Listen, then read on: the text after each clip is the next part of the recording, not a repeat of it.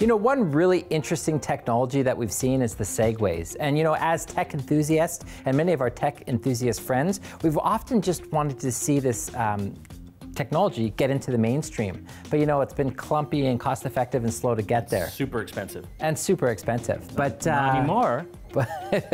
But not anymore.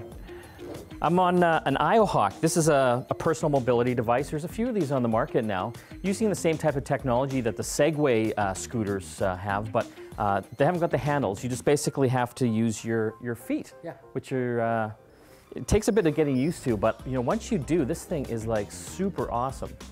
And you're basically just shifting your weight on it to make the turns and go forward and go backwards. It's a lot of fun. I'm really enjoying this, and I don't want to give it back. Well, let me give it a ride while you tell them what the specs are. Well, you know, if you were to pick this up, you'll find that it's actually heavy because this thing is mostly battery. The batteries actually last, they say, between 9 to 12 miles. And from my own experience, it actually lasted a long time. You would think with something this small and being able to go that long, it wouldn't, but it actually works quite well. You're gonna get really dizzy.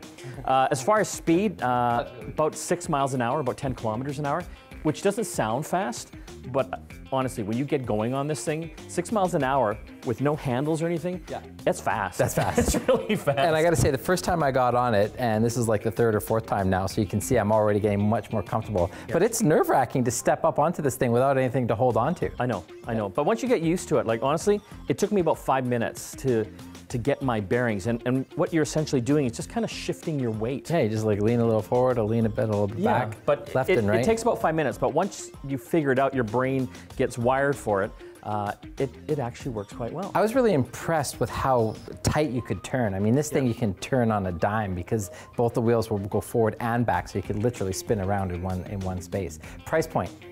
A little expensive. Well, it depends. You know, the Segway scooters are thousands and thousands of dollars. This is coming in around $1,700, and you know, I think we're going to see the price drop.